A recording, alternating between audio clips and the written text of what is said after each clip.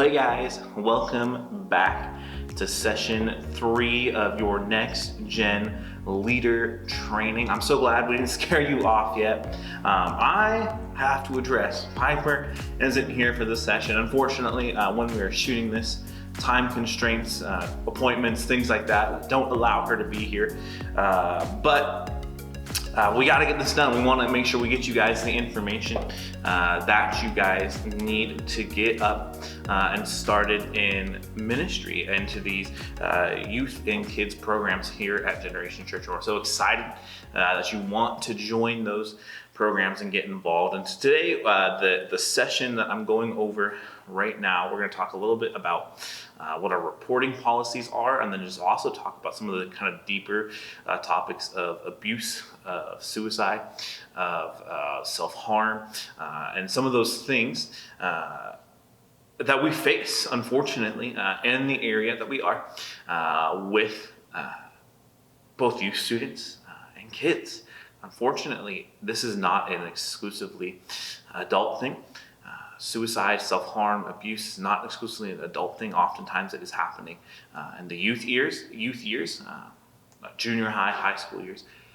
But even now we're seeing where a lot of these kids are dealing with all kinds of different abuse, all kinds of different mental health issues, all the way from the time that they're 4 or 5 sometimes even earlier. And so whether you are working in the kids department or you're working in the youth department, it's unfortunate, but I believe you will probably come across a situation like this at some point or another. And I want to make sure that you're prepared to handle that. And so we're going to talk a little bit about specifically suicide, because a lot of the other things like abuse and self-harm really lead to suicidal behavior, and that is ultimately probably the thing. If I was looking at which one we want to prevent, that's the one we want to prevent most. It is so unfortunate. Every 40 seconds, what they say, every 40 seconds, somebody commits suicide. Every 40 seconds. And that is an astonishing stat. And the reality is we're going to come in contact with people that have suicidal thoughts, that have suicidal tendencies. And the reality is for a lot of them, man, it comes out of hopeless areas and hopeless situations. And so today, I want to give you just a couple stats specifically on Gen Z. And that's kind of the generation we're dealing with. The kids kind of coming up now are technically another generation, but they're really following in the footsteps of Gen Z. And so I want to give you a couple stats just on them, and then we're going to go over kind of some of the risk factors of somebody that might be suicidal, and then we're going to talk about how we actually handle abuse, suicidal thoughts, and things like that within our own organization. So first thing first, a couple stats. So for middle and high school age youth, so ages 12 to 18, suicide is the second leading cause of death, number 1 in Canada and Australia, while we still lack verifiable data in the US. For college age youth, so 18 to 22, suicide is the second leading cause of death as well. And then overall, suicide is the second leading cause of death for ages 10 through 35. And ages 10 through 14, we have seen an alarming increase in suicides. The number of suicides for this group has more than doubled since 2006, making it the second leading cause of death for that age group.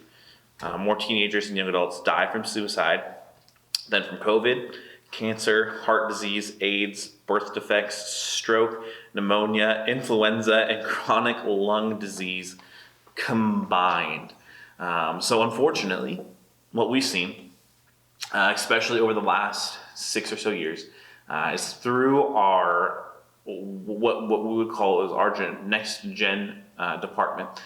Through those age of kids, we've seen significant raises in suicide. Even in the younger kids, it is creeping down to that like 10 to 8-year-old age range. And I remember back to my child, and I go, that wasn't even something that was on my mind. But unfortunately, in the age that we live, they're just being bombarded with some of this stuff.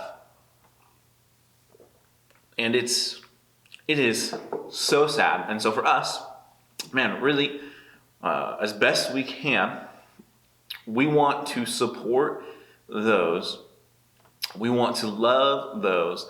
We want to help those that may have those type of tendencies. And so while we might be saving them spiritually, we also want to help save them physically. So a couple of things. We're going to go over some risk factors, and I'm going to go over this stuff pretty quick. I don't have a ton of time to go through all of this, but I'm going to try to go through this stuff fairly quick. So some of the risk factors, obviously depression, mental illness, or substance abuse. So they're doing any sort of drugs and things like that, super increases their risk factors just due to the fact that a lot of some substances are going to mess with their dopamine levels, which affects their happiness, which is oftentimes going to put them into a place of depression or mental illness. Aggression and fighting, they're consistently getting in fights. I mean, a kid provoked is probably going to get in a fight regardless. But if you tend to be the aggressor, I would say it's usually a pretty good sign that there's something wrong, something going on. Home environment, obviously there's a lack of cohesion in the home. There's violence in the home, there's conflict in the home, or there's little to no parent support.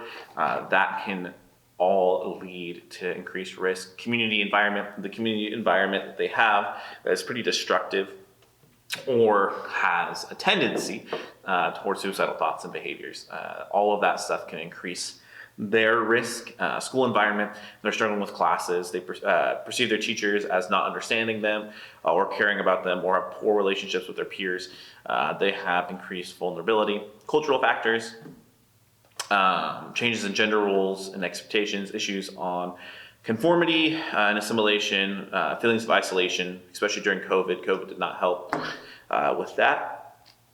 Victimization, all kinds of different stuff like that. If they're having issues with cultural issues, that is a unfortunately big factor in potential risk factors. So family history / stresses. So if they have a family history of mental illness, things like that, obviously, a chance they have mental illness and some stuff like that.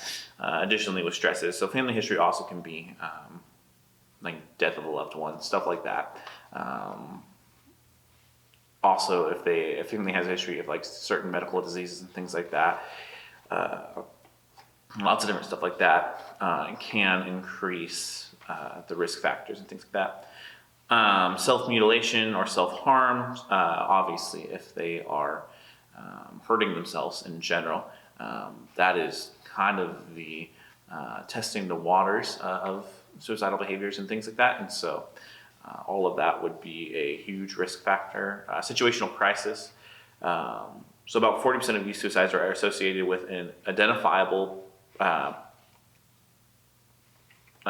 pre-event, such as a death of a loved one, loss of valuable relationships, parent divorce, sexual abuse. Typically these events coincide with other risk factors, but oftentimes there's something that happened before suicide. Usually suicide doesn't come out of nowhere, but it comes out of at least days, if not months and years of mourning and frustration and perceived risk factors. And so obviously suicide threats, things like, I'd be better off dead, I won't be bothering you much longer, you'll be better off without me around, I hate my life, I'm going to kill myself, all those type of things. So they're saying things like that. We take those serious. Those aren't jokes around here. So any kid ever says stuff like that, man, just address that super quickly. Depression, obviously, sudden abrupt changes in personality, expressions of hopelessness and despair, declining grades or school performance, lack of interest in activities once enjoyed, increased irritability and aggressiveness, withdrawal from family, friends, and relationships. Also lack of interest. That one's kind of obvious. Sudden increase / decrease in appetite. Obviously, if they're just trying a new diet and stuff like that, probably not what you're looking for. But if they're the kid that's eating, 3 3 plates on Wednesday nights during our family night, and then all of a sudden they come the next week and they only eat 1 plate, and then they come the next week and they eat like a half a plate, and then they eat like, that's kind of stuff that would be concerning. Sudden changes in appearance, dyeing their hair, cutting their hair. Now obviously some of that's just like, can be normal. Like sometimes kids just want to change their appearance and that's okay. But that will usually coincide with something else. Dwindling academic or work performance, if they have a job, all that kind of stuff can be there. Preoccupation with death and suicide. Man, if they're writing about death, writing about suicide, poems about death, artwork, drawings, social media posts, comments, talking a lot about death, dying. Sometimes for those that might be like Christian, the rapture or heaven. Now, if they just have questions about the rapture or heaven, probably not necessarily suicidal, but sometimes. Previous suicide attempts, obviously, if they have previous suicide attempts, that is a risk factor for other attempts. And then final arrangements, so if they're like giving away prized or favorite possessions, putting their affairs in order, saying goodbye to family and friends, making funeral arrangements, stuff like that can be risk factors. And then the kind of confusing one is constant happiness and smiling. So sometimes, especially if they don't want you to know what they're going to do, or they're going to pretend like they're the most happy person in the world. And so just like there is a healthiness into not being sad and depressed all the time, there also is issues with trying to fake being happy and fake like everything is just perfect. Because what it really does is just leave a bunch of underlying issues. And ultimately out of that, what we tend to find is those kids can also be the most suicidal. And so after looking at all of that, the tendency, at least for me, because I'm a pessimist sometimes, so I'm like, well, this is unfortunate. I think for me, I look at a lot of our youth students, I look at a lot of our kids, and they show a lot of these risk factors. And so for me, it feels very, very overwhelming, and it can feel very, very disheartening, knowing that a bunch, if not all, of our youth and or kids would exhibit factors on that list. And they say it used to be about 1 out of every 5, but it's raising to about 2 out of every 5 have suicidal thoughts and tendencies in that 18 to 10-year-old range. And so it's about 50%. And when they say suicidal thoughts and tendencies and things like that, they're not just talking about, I thought about it once, but then kind of laughed it off. They're talking about people that have like serious considerations, looked up things on the internet, started putting affairs in. Like that is what they're talking about. So about 2 out of 5. But the kind of good news and the redeeming stat, at least in my book, is that 93%, 10 to 18 range, believe that suicide is actually a solvable issue. Meaning that pretty much all of that 2 for 5 believe that suicide is a solvable issue. Meaning that they don't look at their situation as entirely hopeless. And so what do we do with somebody that is in that situation, that is having those thoughts, that's having those tendencies, that has those risk factors? How do we actually provide them with the hope that for most of them, they know it exists, they're just having struggle finding it or maybe focusing on it. And so the training that I'm going to kind of just really briefly go over is called ACT training. ACT, which is an acronym. So the first letter is A, which is ask. there's kind of this myth about suicide that if you bring up the topic of suicide, that it actually might push somebody over the ledge and lead them to actually completing the act of suicide. And so oftentimes what I find at least, is leaders will have these kind of tendencies, or they'll hear a student, they'll hear something concerning, they'll come talk to me and they'll be like, I didn't want to bring it up, like I was kind of scared. And now there's a difference between somebody said something in the middle of a small group, that kind of was concerning to you, and then you in front of everybody else deciding that was the moment to ask. It's not the moment to ask. Obviously, in these type of situations, what you would want to do is immediately start with a one-on-one, two-on-one conversation. You don't want to involve the entire group. The goal is not to gang up on this person, but you should ask. Ultimately, the kind of question that you have to ask this person isn't like a super probing question. But first off, I mean, it's the most important step, that nothing really else can happen until you ask, until you confirm.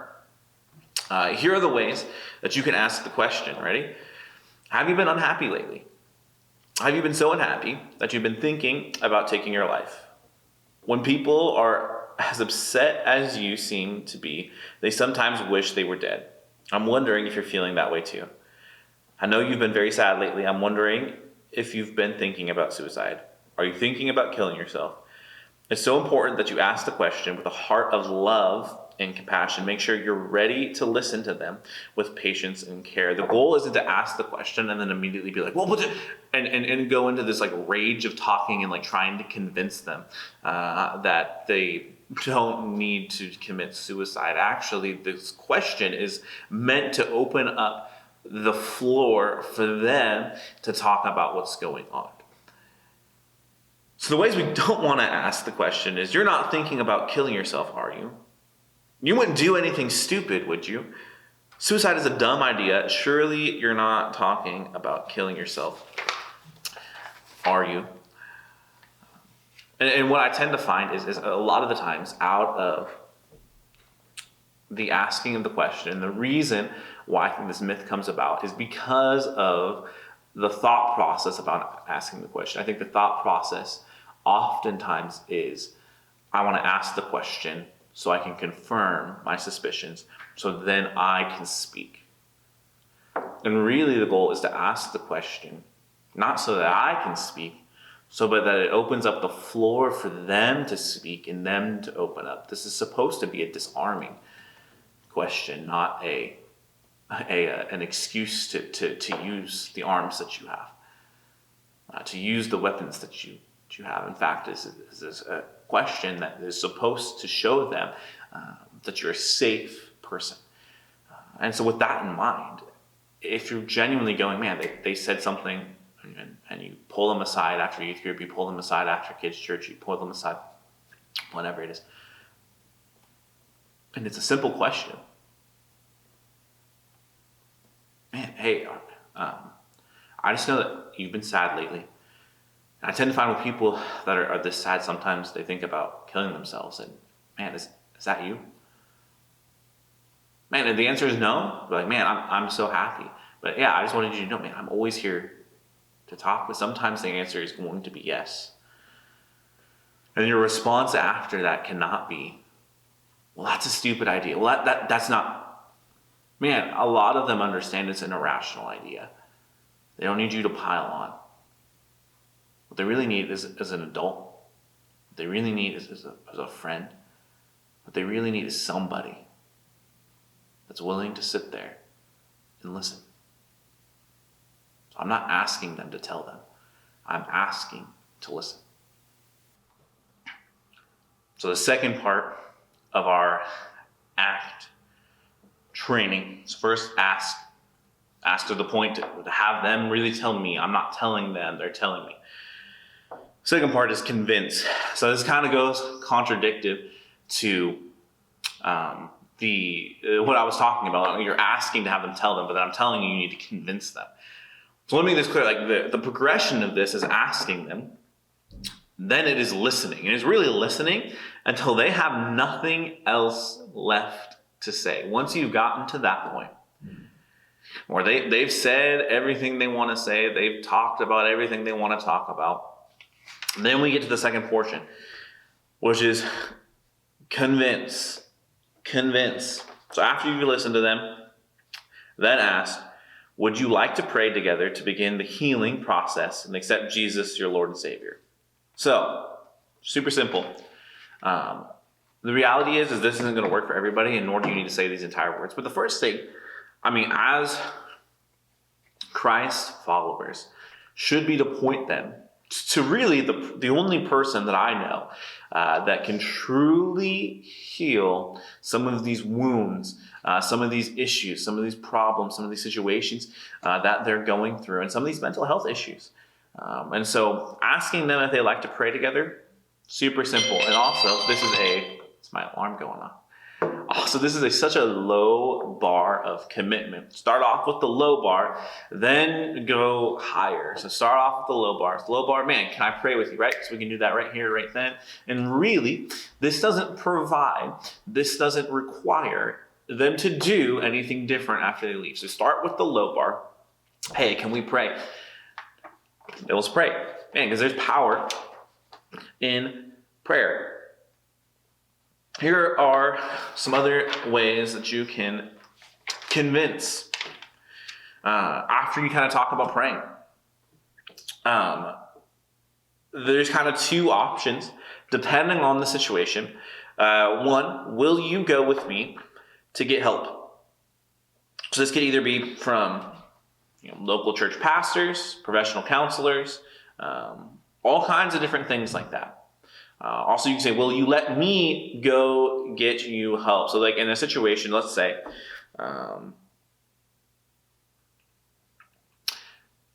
I prayed with a student and they're just crying and they're going through an emotional response. I'm not probably going to ask that student to go with me to go do something. I'm probably going to leave them in that space for a second with a trusted individual. I'm not going to leave them alone. And I'm then going to go get a pastor. I'm going to go get a parent. Sometimes if a parent is involved and the parent's not part of the issue, I'm going to go get somebody that can help.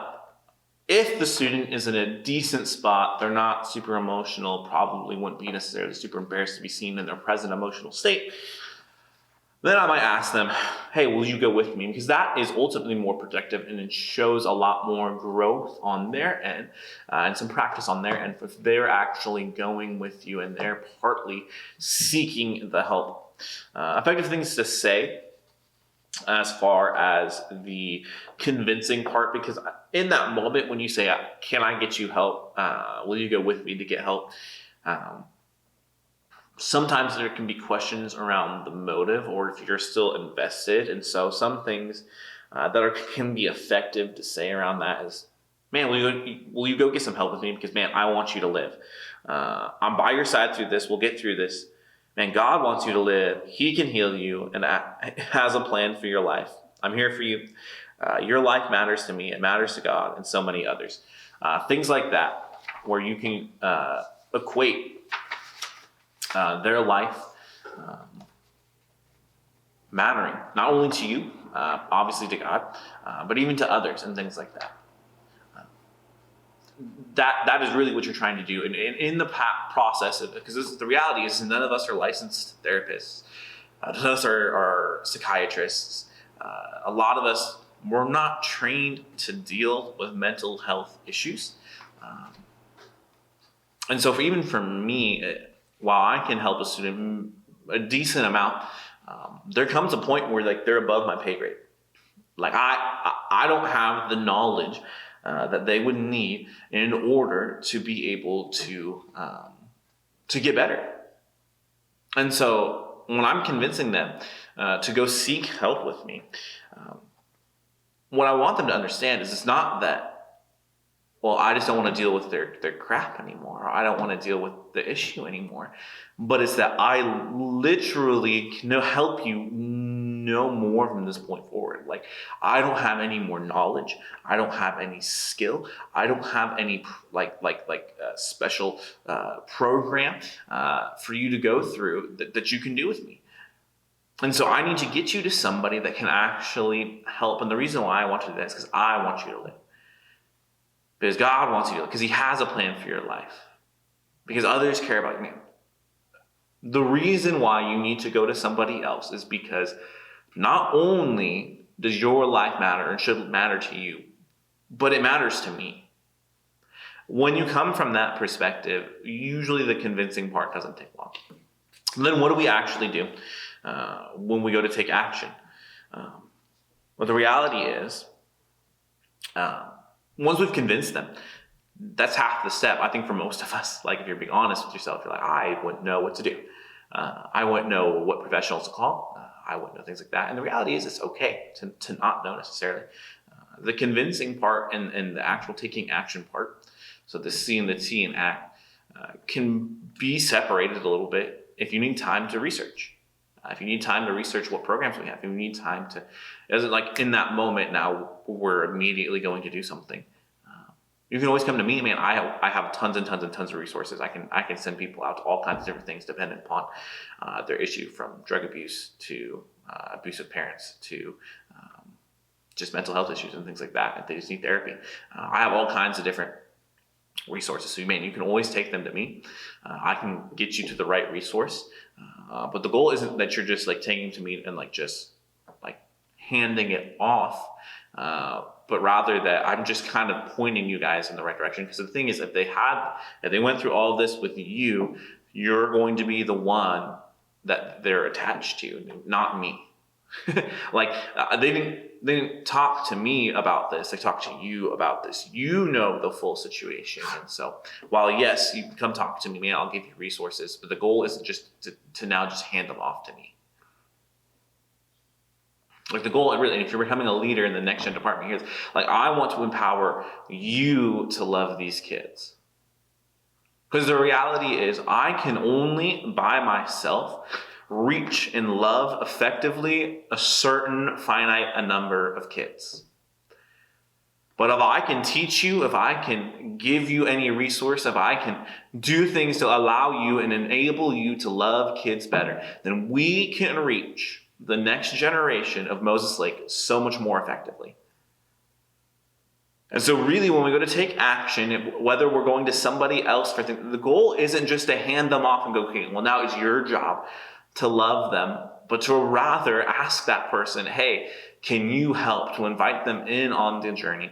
And whether they're going to be a part of that journey long-term or short-term, the goal isn't that you now just get off the boat. Man, you're going to stay on the boat. So take action. A couple of different things that can look like, and then I'll kind of give you some of my personal resources and things like that. So obviously praying with them immediately for healing, hope, and helping them to start their relationship with Jesus, especially if they haven't yet done that, is good. Even if they have done that, there's an amount of guilt. I can't go super deep into this because I could. This is a topic you're interested in. Send me an email. My email is gregory@gcmoseslake.org. Send me an email after this. I'll send you all the stats on the amount of suicides within the church of people that call themselves Christians. And the reason oftentimes why that is just because there's a certain amount of shame that is felt within the church of people that feel suicidal because for them, what they feel like is the Bible talks about hope and peace and joy and all these things. And so when they're not feeling that, when they feel screwed up, when they are depressed, when they have suicidal thoughts, when they have suicidal tendencies, they tend to not put a church of people about it because there's a certain amount of shame and guilt and judgment that they feel like they're going to feel. And so while, yeah, you might have somebody, obviously, that is completely separated from the church, that would never have said that they've accepted Jesus in their heart, come and talk to you about this stuff. It is even more likely that somebody within the church might. And in those moments, it's important to go to Jesus with it. To show them that, man, Jesus wasn't condemning them. Jesus wasn't like angry at them. Like, why would you feel this way? And man, Jesus was like, man, I don't want you to feel this way. I have better for you. And so going to Jesus with things like that, man, it is huge. Taking them to a church or counselor's office to schedule a meeting with a pastor, professional counselor, or doctor. That's always good stuff. Setting up a time to follow up with them in the coming days to track their progress. That is a huge thing. Man, get involved with their life. Go have coffee with them. Most of our kids around here, man, take them to McDonald's. Little things like that. They will love that. Inviting them to sit with you at church this coming Sunday or Wednesday night. Man, if you'll just do the journey with them, man, it is absolutely awesome. Making sure they open up to their parents. If this has been a secret, is a good thing. Man, I've had to do this several different times with parents that are involved. So here's what I would say with this. There's a mandatory reporting that is supposed to happen for anybody that works with children or youth. It gets a little bit fuzzy, especially for you guys, because it's not like you guys are paid staff. And even for myself, I get to have certain liberties. When you become a pastor, you get to have certain liberties as far as your mandatory reporting stuff. Here's what I would say. If a kid has parents or guardians that are all involved in their life, and there's not physical abuse that they are admitted to, they probably should tell their parents. They should probably tell their parents. Now, there's a difference. Obviously, in a situation where the household may become more abusive because of the situation, because of them telling their parents, and you got to weigh that. Please talk to me. If ever this happens, get me in on the loop. And man, I can tell you a lot, especially if you don't know the parents. I end up talking with the parents quite a bit.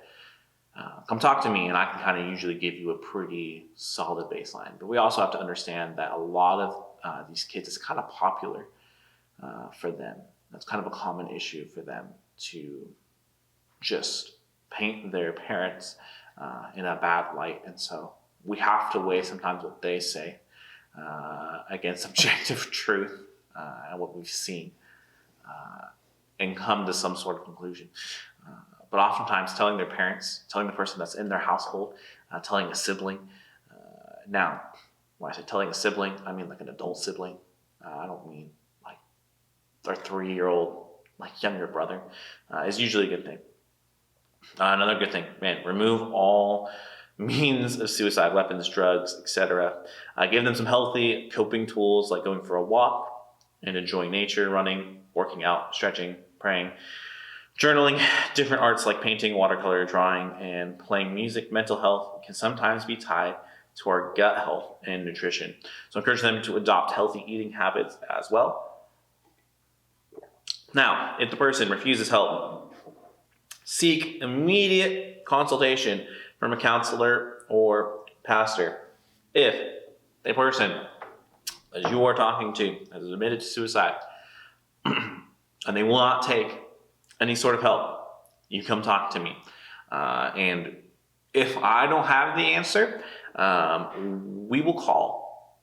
I have other resources. I have counselors, I have therapists on speed dial so that I can talk to them about situations like this and cover our own issues and things like that as well. So that's it.